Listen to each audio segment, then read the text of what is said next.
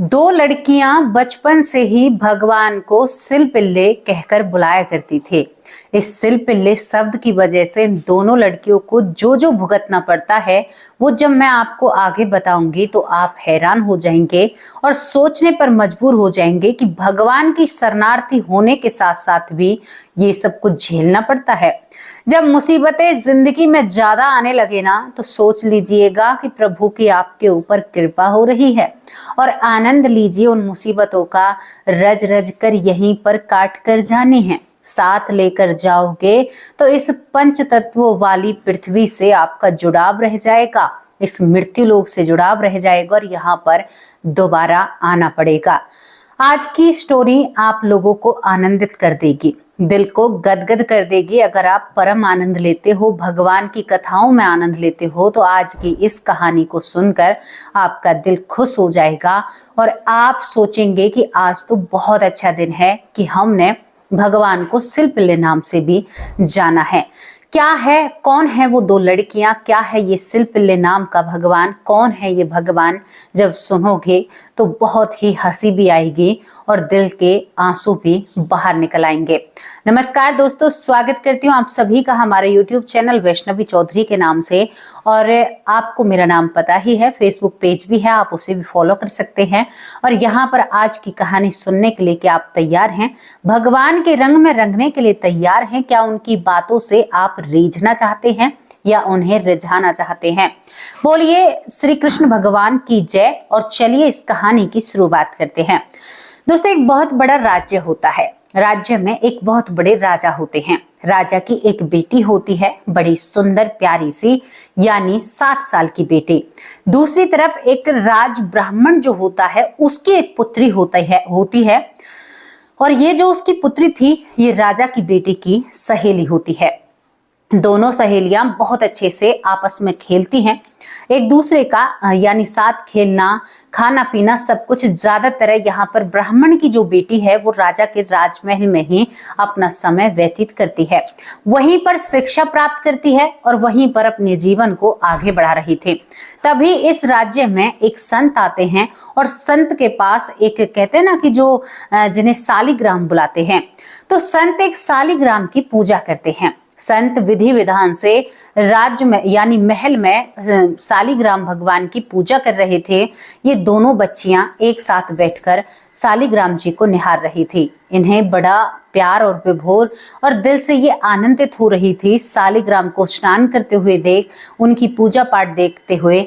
और इस संत को, जब ये संत उसकी सेवा कर रहे थे तो इन लड़कियों के मन में भाव आता है, काश हमारे भी ऐसे भगवान होते, काश हमें भी कोई ऐसे भगवान देता जिनकी हम ऐसे सेवा करते। और ताज्जुब भरी बात है कि दोनों के मन में एक जैसा एक समय पर एक विचार आता है।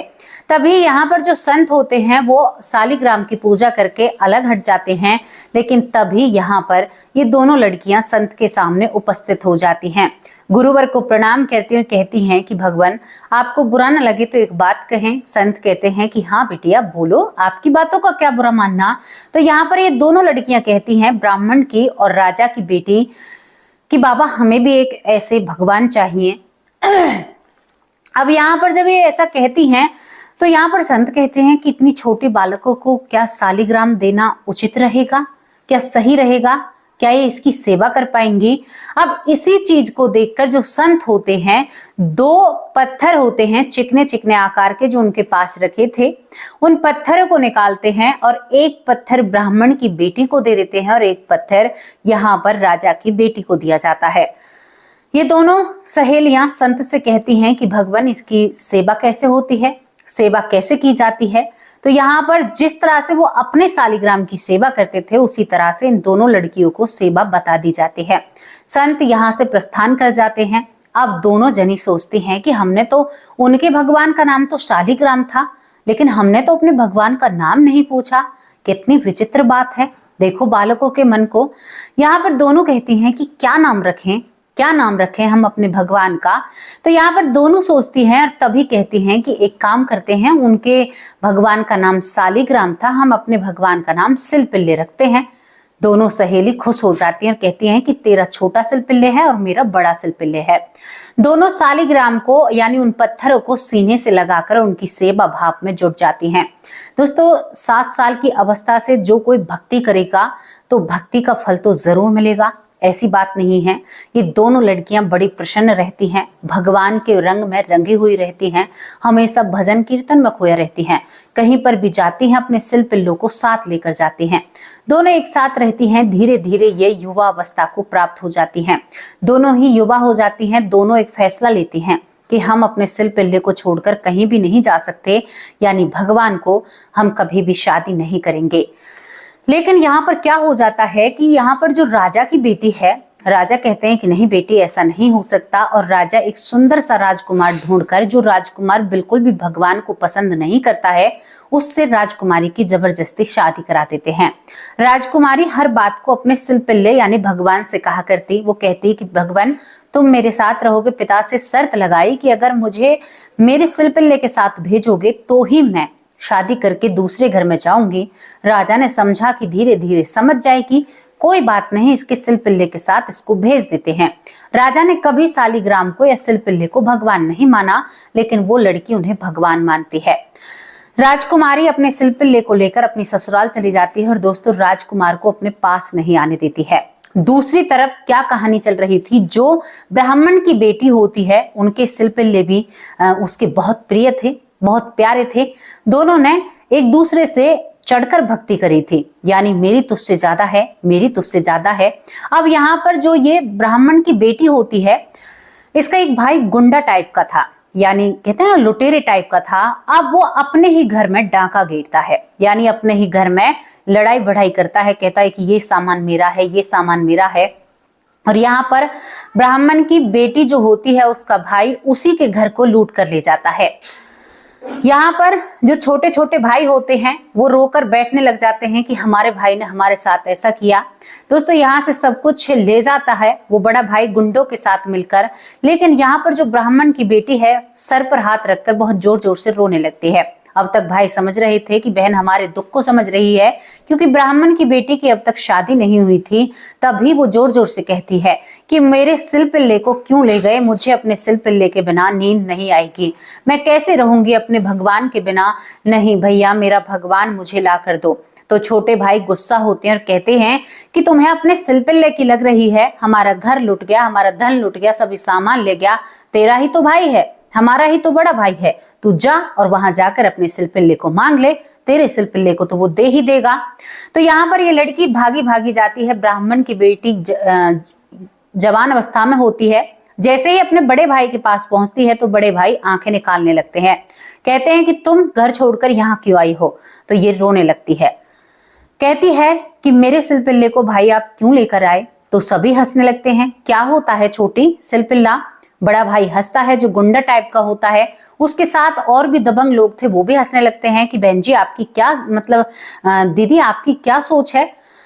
तो यहाँ पर जब ये कहती है कि मेरे भगवान सिलपिल्ले हैं, आप सामान के साथ मेरे भगवान को भी ले आए हो, भैया मेरे भगवान को मुझे वापस लौटा दो, सामान हमें कुछ नहीं चाहिए।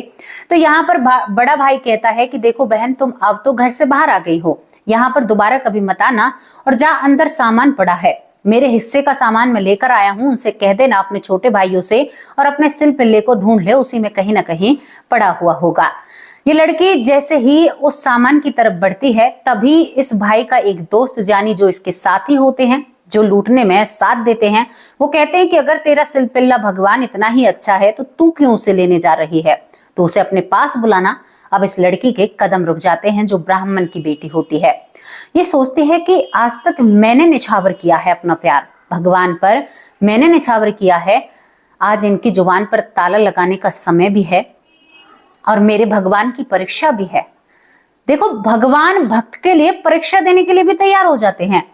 अब यहाँ पर ये कहती है कि मेरे भगवान यहाँ पर आएंगे भी और मेरे सीने से भी लगेंगे। अब एक छोटा सा पत्थर, सालिग्राम के रूप में चिकना चुपटा पत्थर, जिसे वो सिलपिल्ले भगवान कहकर बुलाया करती थी, उसके मन का नाम था। वो निराकार है, यानी उनका कोई आकार नहीं है, लेकिन अपने भक्त के लिए वो आकार लेना भी पसंद करते हैं। जो लोग दावा करते हैं ना, जिसका कोई आकार ही नहीं है, तो वो पत्थर में कैसे हो सकता है, वो मूर्ति में कैसे हो सकता है, ये आपके देखने के नजरिए से होगा कि भगवान मूर्ति में प्रवेश कर रहे हैं या नहीं कर रहे हैं। अब ब्राह्मण की बेटी खड़ी हुई आंखों से आंसुओं के नीर बहने लगते हैं। भगवान आज तेरी परीक्षा है, मैंने तो बहुत किया है। वो दावा करती है भगवान से, आज आपकी बारी है। मेरे भाई को दिखाना है कि मैं आपसे कितना प्रेम करती हूं और आप मुझसे कितना प्रेम करते हैं। मेरे सिर पिल्ले भगवान, आपको मेरे पास आना होगा। जैसे ही उसने धाड़ लगाई, दिल से पुकार लगाई और सिल पिल्ले कहकर चिल्लाई, वैसे ही दोस्तों भरे सामान से जो सिल पिल्ला होता है उठकर आता है, यानी भगवान जो एक पत्थर था जिसे वो पूज रही थी बचपन से ही, वो आकर और सीने से लग जाता है। यहां पर ये लड़की अपने बड़े भाई से कहती है कि देखा भाई, मेरे भगवान भी मुझे इतना ही पसंद करते हैं जितना मैं अपने भगवान को पसंद करती हूँ। मैं इनके बिना रह ही नहीं सकती और कभी भी मैं विवाह नहीं कराऊंगी। मैं इनकी ही भक्ति में अपने जीवन को बिताना चाहती हूँ। दोस्तों यहाँ पर जो गुंडा भाई था, जो डाकू भाई था, उसके पैरों तले जमीन खिसक जाती है। बहन के चरणों में पड़कर रोने लगता है। बहन, भगवान को तो तुमने प्राप्त किया है। भक्त और भगवान क्या होते हैं ये आज मैंने अपनी आंखों से देखा है। तेरे अंदर तो बड़ी क्षमता है, बड़ी शक्ति है। तू दयावान है बहन, मुझे माफ कर दे, मैंने तुम्हारे भगवान के साथ ऐसा किया। तभी दोस्तों यहाँ पर बड़ा भाई पूरे सामान को लेकर वापस अपने छोटे भाइयों के पास जाने लगता है। आगे आगे सिलपिल्ले को लेकर वो लड़की चल रही है और पीछे पीछे उसका भाई सामान को लेकर आ रहा है। छोटे भाई कहते हैं कि ये कहाँ से आ रही है, अरे ये तो हमारे सामान को भी ले आई। बड़े भाई ने इसको रोका नहीं। देखते हैं तो बड़ा भाई भी आंखें लाल हो रही हैं और आकर सामान को रखकर अपने छोटे भाइयों से माफी मांगने लगता है और कहता है कि मेरी बहन को कोई दुख तकलीफ मत देना। मेरी बहन पूजनीय योग है, मैंने अपनी बहन को देखा है, ये होती है भक्त और भगवान की भक्ति। दोस्तों कहते हैं कि ब्राह्मण की बेटी ने पूरी जिंदगी शादी नहीं की। सिलपिल्ले भगवान की सेवा करते करते वो अपने जीवन को निकाल देती है। अब तो ये मैंने ब्राह्मण की पूरी कथा आपको बता दी, ब्राह्मण की जो बेटी है। दूसरी तरफ हम राजा की बेटी की तरफ होते हैं। राजा की बेटी जो शादी होकर ससुराल में गई थी एक शर्त पर कि मैं अपने सिलपिल्ले भगवान को नहीं छोड़ूंगी। पति बिल्कुल पूजा पाठ नहीं करता है, सास ससुर बिल्कुल भी भगवान को नहीं मानते हैं, तो वो अपने भगवान की सेवा करती है।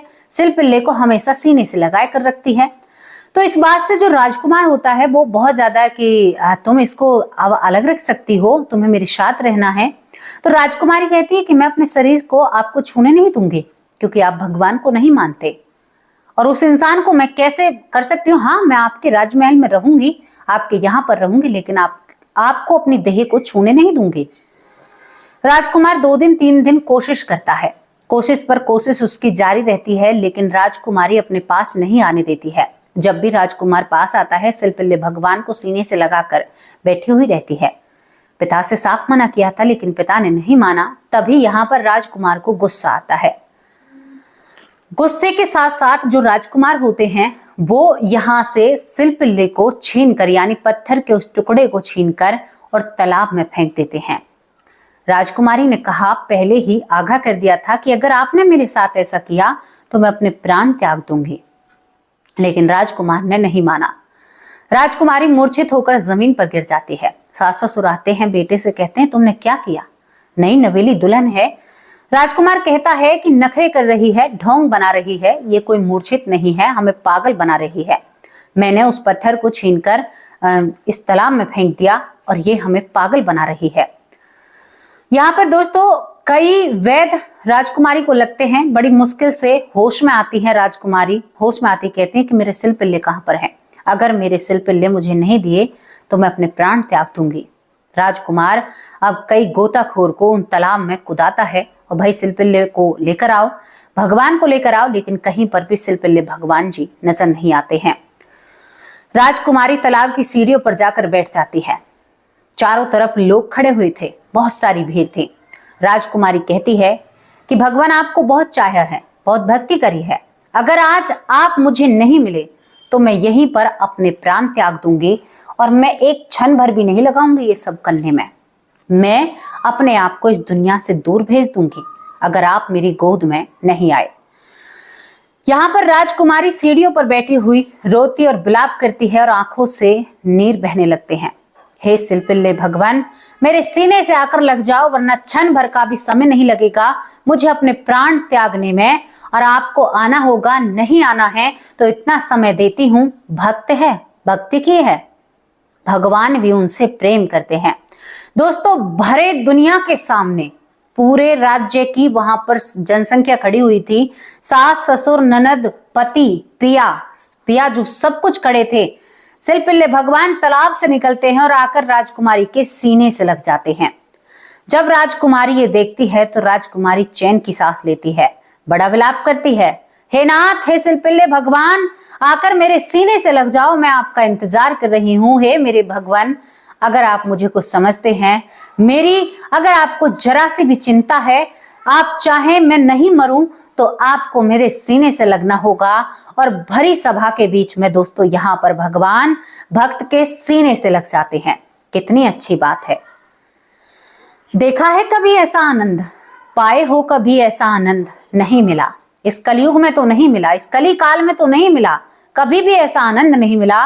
और दोस्तों यहाँ पर जब ये सब कुछ ससुराल वाले देखते हैं तो यहाँ पर इस राजकुमारी को राजमहल छोड़ आते हैं इसके बाबा के पास और कहते हैं कि हम इसके लायक नहीं हैं, ये तो हमारी गुरु बनने के लायक है, अगर हमने कोई गलत काम किया तो हमें पाप लग जाएगा।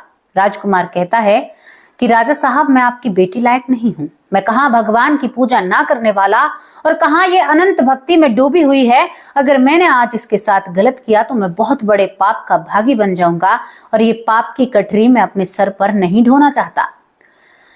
सम्मान पूर्वक राजकुमारी को उसके राजमहल में छोड़ दिया जाता है और राजकुमारी भी अपनी सखी की तरह, ब्राह्मण की बेटी की तरह, देखो एक संत को देखने भर से ही इन बच्चियों के जीवन बदल जाता है। क्या वो दोबारा स्मृति लोक पे आई होंगी? नहीं आई होंगी, और वो इस दुनिया से चली जाती हैं बुढ़ापे तक।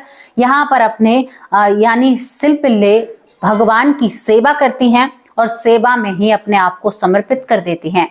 ना कोई बालक, ना कोई लोभ, ना कोई मोह, ना कोई किसी का भ्रम, ना कोई किसी का सौदा, बस केवल अपने भगवान के लिए जीना, और भगवान उनके लिए जीते हैं जो भगवान के लिए जीते हैं।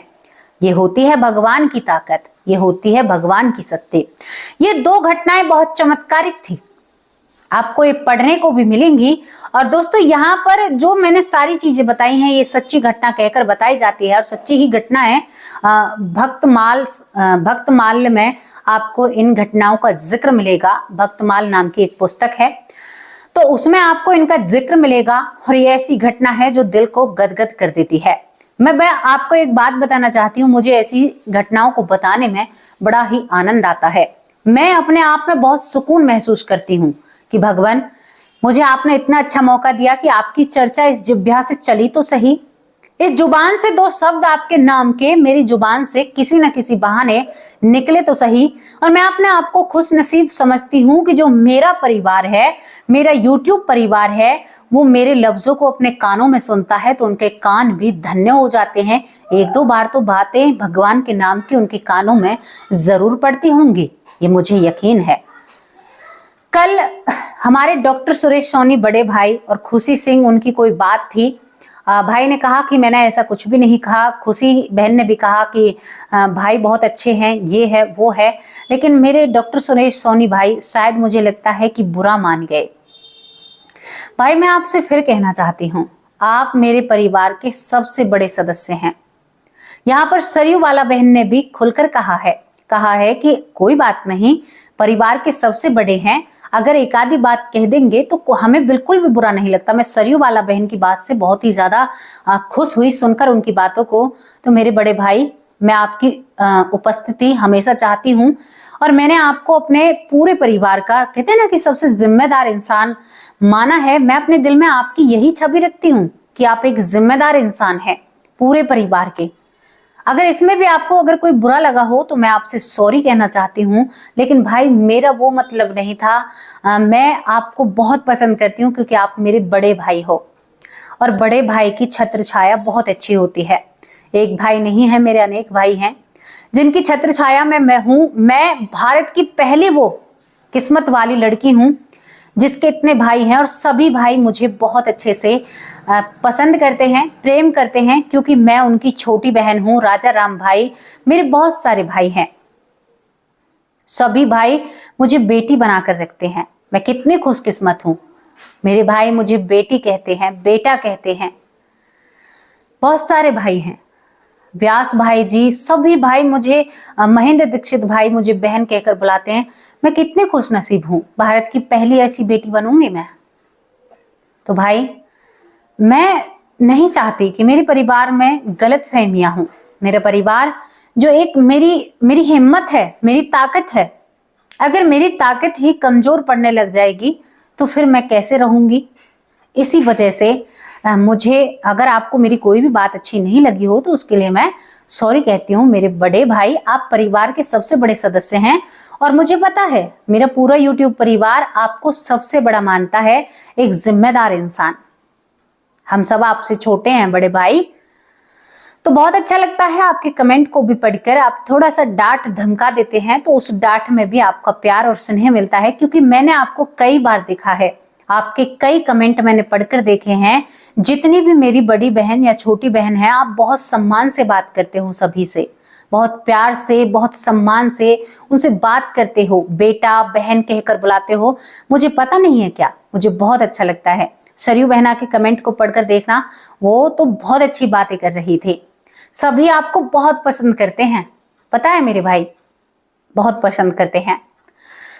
अब ये कहानी आप लोगों को कैसी लगी, मैं आपके कमेंट का इंतजार करूंगी बड़े भाई। और ये कहानी आपको कैसी लगी अपनी राय कमेंट बॉक्स में जरूर रखना। मेरे पूरे परिवार, अब आप लोग कमेंट कम करते हो, मुझे आपके कमेंट की आदत पड़ी हुई है, तो अपनी राय जरूर लिखकर भेजना।